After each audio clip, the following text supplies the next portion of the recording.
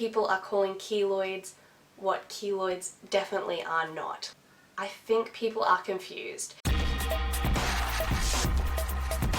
In this video, I wish to discuss the age-old phenomenon, the keloid versus the hypertrophic scar.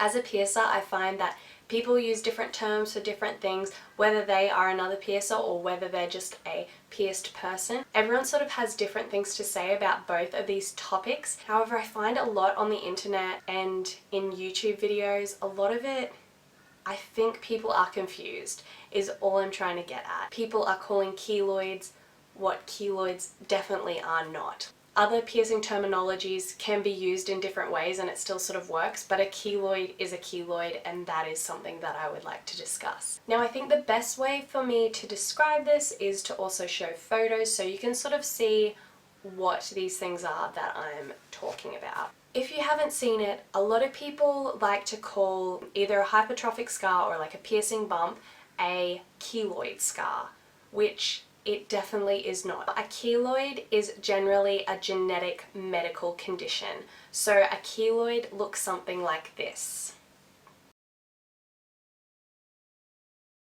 It's pretty much excessive scar tissue, so it's scarring that pretty much just grows and takes over a surface area. It almost becomes like a growth on its own. These can occur from piercings if you have this in basically your genetic makeup. Something that someone in your family has or your family history, it is potentially something that could happen to you. Now, it is quite rare, and most of the time you'd probably know if you have it in your family. It doesn't necessarily just have to be in cartilage. You could have surface piercings and suffer from the keloid scarring, and you could get a very bad keloid scar. Basically, it's very raised. Obviously, I'm not a medical professional, and because this is a medical condition, I don't know the exact terminology. This is what I have researched into and what I know about it. As a piercer, we do have to be careful with who we pierce. Most of the time you do have to sign something that will ask if you have or suffer from keloid scarring. It's always something to think about if you do have it or if you know your family has it, because I can't tell what the scarring is going to turn out like on every single person, let alone someone with keloid scarring, and you could be very unhappy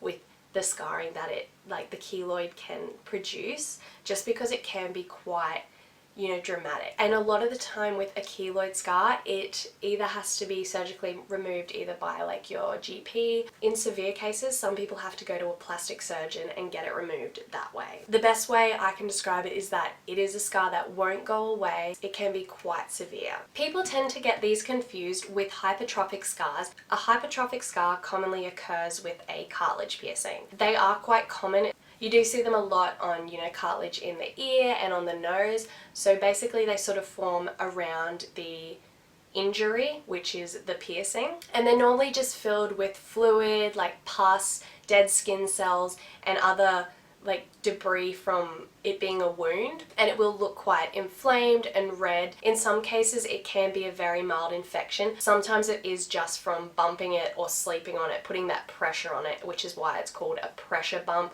pressure blister. There's like 150,000 words for it. With a hypertrophic scar, there are ways to get rid of it. So many different tips and tricks on how to do that. Let me know down below if that's something you'd be interested in me talking about, how to get rid of these piercing bumps. I know some people just might be using that term as their term for a piercing bump, but a keloid is very different, and it is a little more scary than just a piercing bump, I find, just because if you suffer from them, it is a big risk you getting piercings. The piercing probably isn't worth the risk of the scar that they can leave. I have seen a lot of people come and speak to me about what they think is a piercing bump or a hypertrophic scar, and it turns out that it isn't, and that it is a keloid. Once you've seen quite a lot of them, you can see the difference. It is hard to tell someone that this is something that isn't going to go away, because they're sort of in the moment of, how can I clean it up to get rid of this? So it's nothing that you have done, it's nothing that the piercer has done, it's just the fact that this is how your body reacts to scarring. If you have any questions or anything, just let me know down below in the comments. Please give this video a like if it helped you or if you enjoyed it, and subscribe to my channel if you haven't already, and I'll be back soon with some more piercing videos. See ya!